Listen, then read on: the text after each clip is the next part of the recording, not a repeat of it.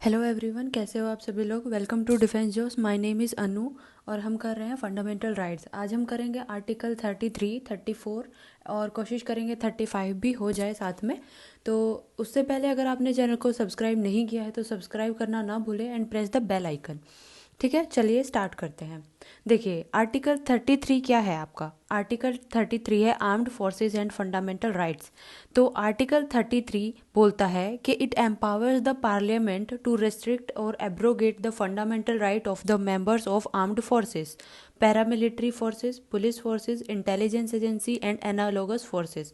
यानी कि आर्टिकल 33 के अंडर पार्लियामेंट जो है आपका, वो जो आपकी आर्म्ड फोर्सेस हैं, जो पैरामिलिट्री फोर्सेस है, पुलिस फोर्सेस हैं, उनके फंडामेंटल राइट को रेस्ट्रिक्ट कर सकता है और एब्रोगेट कर सकता है। ठीक है, तो ये जो ऑब्जेक्टिव है इसको क्यों बनाया गया है, इसको इसलिए बनाया गया है to ensure the proper discharge of their duties and maintenance of discipline among them. यानी कि एक प्रॉपर तरीके से उनकी कुछ ड्यूटीज़ होती है, कोई रिस्पॉन्सिबिलिटी होती है काम को करने की, और बहुत ही सेंसिटिव इन्फॉर्मेशन वो लोग शेयर करते हैं एक दूसरे के साथ।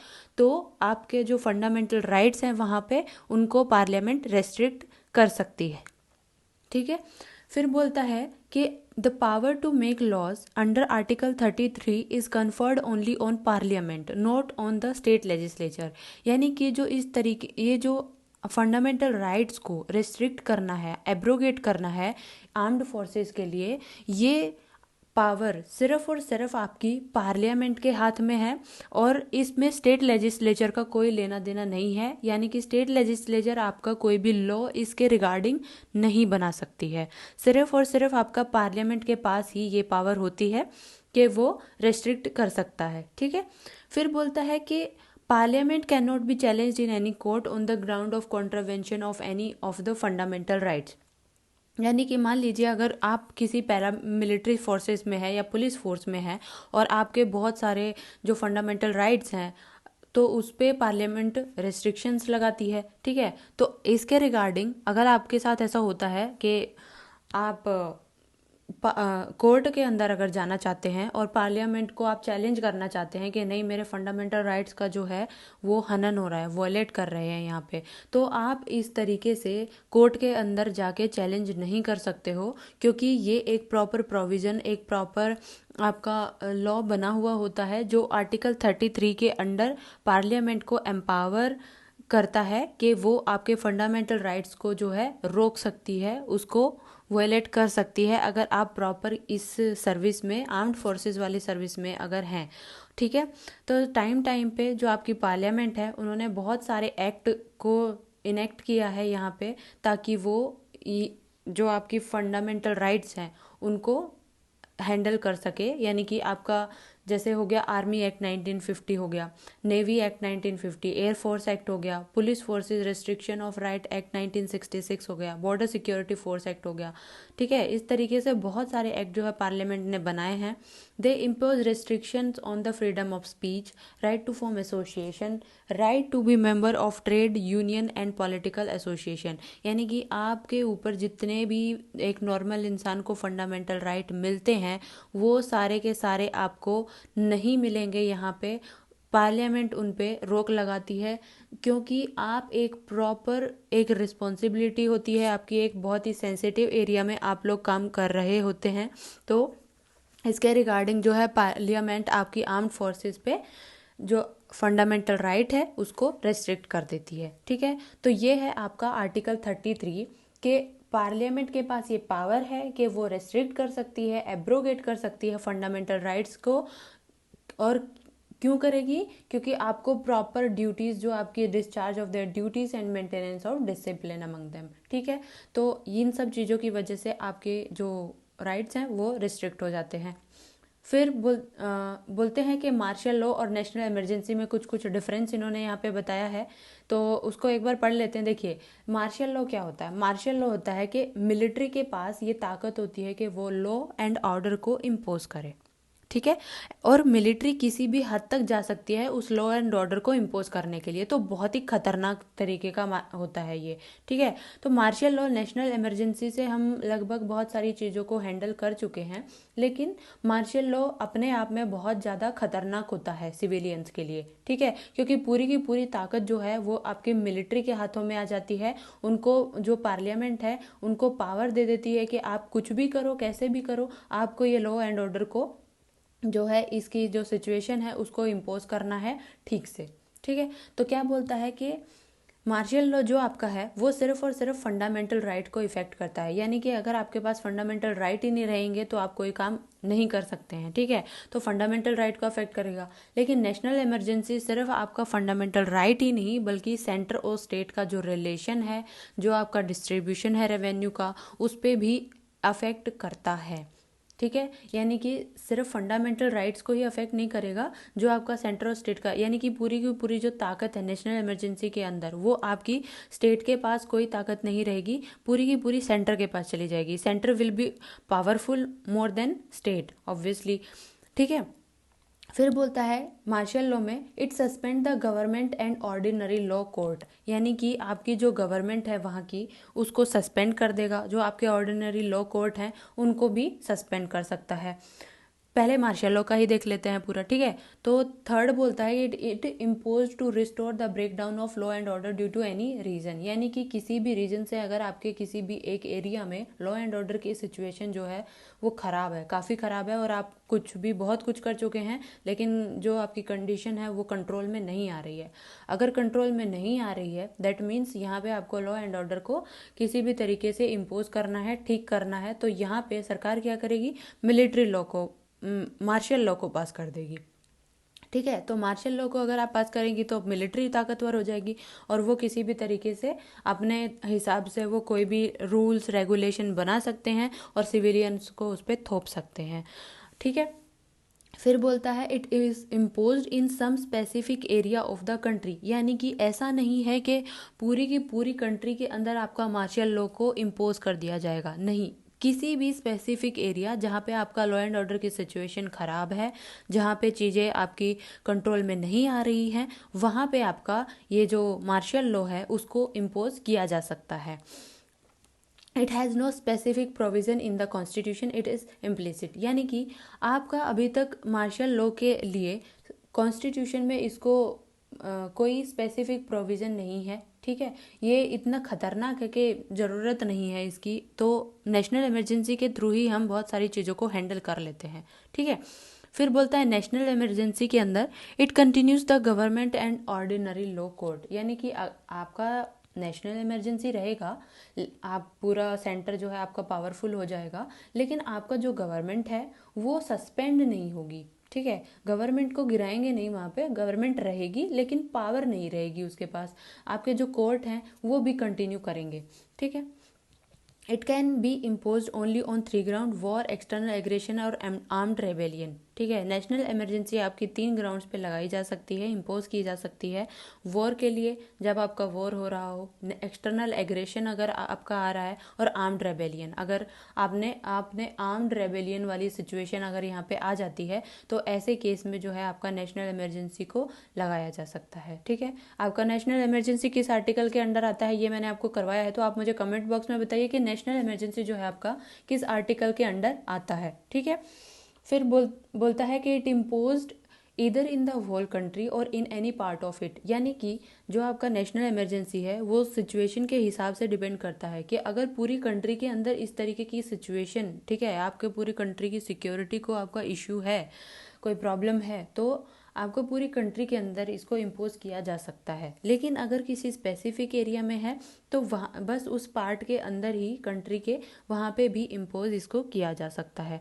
इसका पूरा डिटेल्ड और स्पेसिफिक प्रोविज़न जो है आपका कॉन्स्टिट्यूशन के अंदर, डिटेल्ड प्रोविज़न जो है वो है कॉन्स्टिट्यूशन में, और इट इज़ एक्सप्लिसिट, टाइम पे इसको अमेंड किया गया है, ठीक है। जो आपका नेशनल इमरजेंसी है उसको अमेंड किया जाता है, चेंज किया जा सकता है।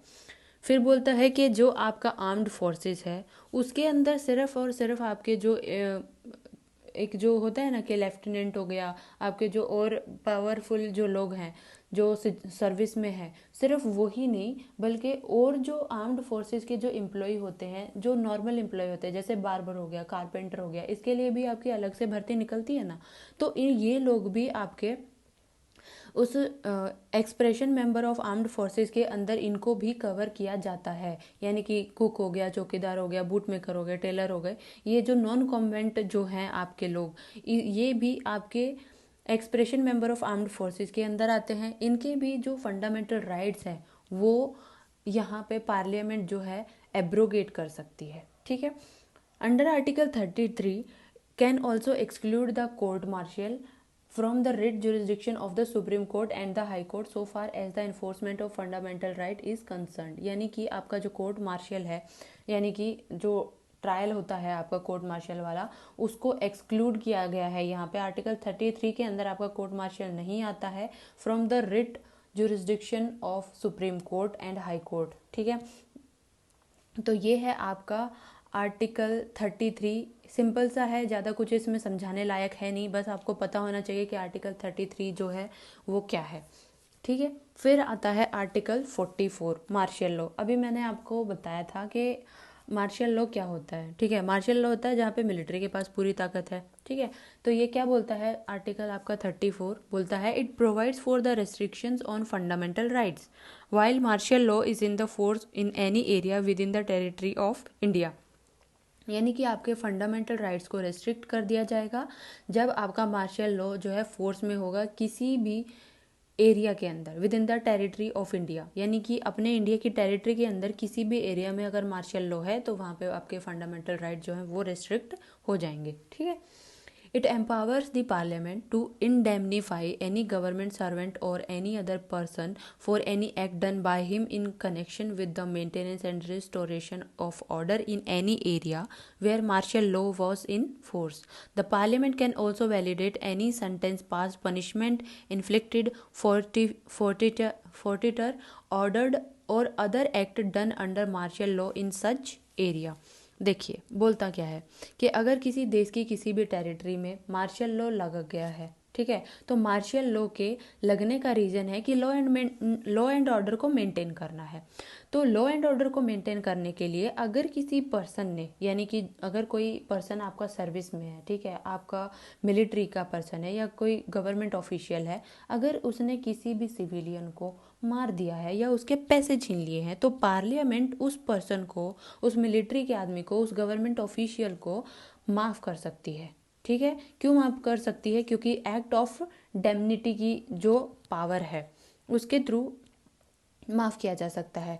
तो एक्ट ऑफ इंडेमनिटी क्या बोलता है आपका, ये बोलता है कि पार्लियामेंट में law indemnify of any person in the service, यानी आपका यूनियन और स्टेट की सर्विस में कोई भी गवर्नमेंट ऑफिशियल मार्शल लॉ को इम्पोज करने के लिए कोई भी काम दे सकता है। ठीक है। और उसे उस काम को, यानी कि अगर किसी ने किसी को मार दिया है तो उसके लिए उसको माफ़ किया जा सकता है मार्शल लॉ के अंडर, क्योंकि उसने मार्शल लॉ के अंदर इस काम को किया है। ठीक है। फिर बोलता है कि जो आपका एक्ट ऑफ इंडेमनीफाई मैंने आपको समझा दिया है, तो इसको जो है चैलेंज नहीं किया जा सकता है किसी भी कोर्ट में कि उस इंसान का जो फंडामेंटल राइट है उसको वायलेट किया गया है। ठीक है। क्योंकि यहाँ पे मार्शल लॉ ऑब्वियसली लगा हुआ है, तो यहाँ पे पार्लियामेंट के पास पावर है और पार्लियामेंट जो है वो मिलिट्री को पावर दे देती है। तो military rule law and order को इस्टेब्लिश करने के लिए, इम्पोज करने के लिए किसी भी हद तक जा सकती है। ठीक है। तो इसीलिए जब कोई भी गवर्नमेंट ऑफिशियल है आपका या कोई भी मिलिट्री का पर्सन है, वो अगर कोई भी मार्शल लॉ के अंडर कोई काम करता है तो आप ऐसे में उसको चैलेंज नहीं कर सकते हैं किसी भी कोर्ट के अंदर कि आपका फंडामेंटल राइट्स का वायलेशन हो रहा है। ठीक है। फिर बोलता है कि जो आपका कॉन्सेप्ट है मार्शल लॉ का, ये borrowed in India from the English common law. ये एक इंग्लिश कॉमन लॉ जो है वहाँ से आपका कॉन्सेप्ट लिया गया है मार्शल लॉ का। मार्शल लॉ आपका कहीं भी कॉन्स्टिट्यूशन में कहीं पर भी डिफाइन नहीं है। इसका लिटरल मीनिंग होता है मिलिट्री रूल, जो कि मैं आपको बता चुकी हूँ कि मिलिट्री रूल क्यों आता है लॉ एंड ऑर्डर को करने के लिए। ठीक है। It refers to a situation where civil administration is run by the military authorities according to their own rules and regulation framed outside the ordinary law. It does imply the suspension of ordinary law and government by military tribunal. It is different from military law that is applicable to the armed forces. ठीक है। देखिए, जितने भी आपके ordinary law हैं सब suspend हो जाएंगे यहाँ पे, वहाँ पे फिर मिलिट्री रूल चलेगा। ठीक है। मिलिट्री को एक एबनॉर्मल पावर दे दी जाती है और इन पावर्स के थ्रू मिलिट्री किसी भी तरीके से आपका रेस्ट्रिक्शंस, आपका रेगुलेशन जो है सिविलियंस पे लगा सकती है। ठीक है। वो चाहे तो खड़े खड़े वहाँ के लोगों को मौत की सज़ा दे सकती है। ठीक है। तो ऐसे में देर इज़ नो स्पेसिफिक और express provision in constitution that authorities of the executive to declare martial law. However, it is implicit in Article 34 under which martial law can be declared any area within the territory of India. Martial law is imposed under extraordinary circumstances, यानी कि आपका martial law जो है वो कोई भी extra ordinary situation होनी चाहिए, जैसे कि आपका वॉर की सिचुएशन है, इन्वेशन है, इंसरक्शन है, रेबेलियन राइट्स हैं, तो ये सारी चीज़ें आपकी अभी मार्शल लॉ इंडिया में थैंक गॉड लगा नहीं है। बट अगर ऐसी कोई सिचुएशन होती है जो आपका नेशनल इमरजेंसी से हैंडल नहीं की जा रही है तो ऐसे में मार्शल लॉ को इम्पोज किया जा सकता है। ठीक है। It justification is to repel force by force for maintaining और restoring order in the society, यानी कि आपका जो रेबेलियन जो हो रहा है, आपका जो रेबेल हो रहा है, ठीक है, फोर्स का, तो उसको फोर्स के थ्रू ही मेंटेन किया जा रहा है और रिस्टोर किया जा रहा है ऑर्डर को सोसाइटी के अंदर। During the operation of martial law the military authorities are vested with abnormal power to take all necessary steps, जो कि मैं आपको बता चुकी हूँ, एक एबनॉर्मल पावर होती है, किसी भी तरीके से आपका रेस्ट्रिक्शन रेगुलेशन लगा सकती है सिविलियंस पे और इम्पोज कर सकती है उन सारे रेगुलेशंस को सिविलियंस के ऊपर, खड़े खड़े चाहे तो उनको डेथ भी दे सकती है। ठीक है। फिर यहाँ पे आपका सुप्रीम कोर्ट बोलता है कि आप भले ही मार्शल लॉ लगा दो बट इसका मतलब ये नहीं है कि हैबिस कॉर्पस की जो आपकी रिट है वो सस्पेंड हो जाएगी। ठीक है। हैबिस कॉर्पस की रिट जो है वो एक्टिव रहेगी, बट अगर कोई एक्सेप्शनल सर्कमस्टांसेस है, ठीक है, तो वो उसमें पार्लियामेंट चाहे तो हैबिस कॉर्पस की रिट को भी हटा सकती है। यही आपका बोल रहा है आर्टिकल 34। फिर जो डिफरेंस है कि article 34 is different from the declaration of national emergency under article 352 352। तो क्या क्या डिफरेंस है ये मैंने आपको बता दिया है कि किस तरीके से मार्शल लॉ के अंदर सिर्फ फंडामेंटल राइट्स ही आपके उस पर रेस्ट्रिक्शन होती है, लेकिन नेशनल इमरजेंसी में आपका जो फंडामेंटल राइट ही नहीं, स्टेट और सेंटर का जो रिलेशन है उस पर भी अफेक्ट होता है। आपका लॉ एंड ऑर्डर आपका जो कोर्ट है, ऑर्डिनरी लॉ है, वो सब आपका नेशनल इमरजेंसी में रहते हैं, कंटिन्यू करते हैं, लेकिन यहाँ पे आपको मार्शल लॉ में सस्पेंड हो जाते हैं। तो इस तरीके से मैं आपको सारे के सारे जो डिफरेंस हैं इन दोनों के बीच में समझा चुकी हूँ। लेकिन ओवरऑल कहने की बात ये है कि जो आपका मार्शल लॉ होता है, मार्शल लॉ बहुत ही ज़्यादा खतरनाक होता है नेशनल इमरजेंसी से। ठीक है। तो ये आपका आर्टिकल 34 कंप्लीट हो गया है। फिर आ जाते हैं आर्टिकल 35 पे। आर्टिकल 35 जो है आपका क्या बोलता है, देखिए आर्टिकल 35 जो है, मैं आपको लगभग बहुत सारी चीज़ें पढ़ा चुकी हूँ, वही सारी चीज़ें हमें रिवाइज़ करनी है इसके अंदर। कुछ कुछ चीज़ें जो हैं नई वो मैं आपको इसमें बता दूंगी। देखिए क्या होता है आर्टिकल 35 के अंदर, it lays down that the power to make laws to give effect to certain specified fundamental rights shall vest only in the Parliament and not in the state legislature. देखिए किसी भी फंडामेंटल राइट को effect करने के लिए या उसमें कुछ चेंज करने के लिए, उसको रिस्ट्रिक्ट करने के लिए, ये जो पावर है आपकी वो सिर्फ और सिर्फ आपके पार्लियामेंट के पास है। आपका स्टेट लेजिस्लेचर इसमें कोई रोल प्ले नहीं करता है। स्टेट के पास ये कोई इस तरीके की पावर नहीं होती है, सिर्फ और सिर्फ पार्लियामेंट ही है जो इस तरीके की पावर को जो है एंटरटेन करता है। ठीक है। This provision ensure that there is uniformity throughout India with regard to nature of those fundamental right and punishment for their infringement. यानी कि इसको ये जो प्रोविजन है आपका इसलिए लेके आया गया ताकि इंश्योर कर सके that there is uniformity throughout India, यानी कि पूरे इंडिया में ये जो सेंसिटिव चीज़ें हैं आपकी उस पर एक यूनिफॉर्मिटी बनी रहे, एक इक्वेलिटी रहे पूरे इंडिया के अंदर with regard to nature of those fundamental rights और पनिशमेंट फॉर देयर इन्फ्रिंजमेंट। ठीक है, तो आपका आर्टिकल 35 कंटेन्स करता है किस किस प्रोविजन को।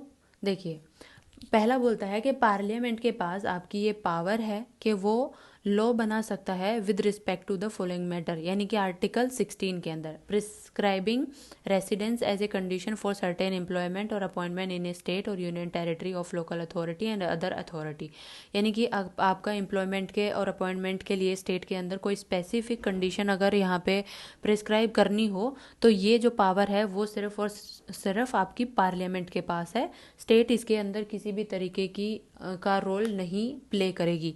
देखिए, आर्टिकल मैंने आपको सारे बहुत अच्छे से समझा दिए हैं, तो यहाँ पे पूरा एक्सप्लेन करने का कोई मतलब नहीं है।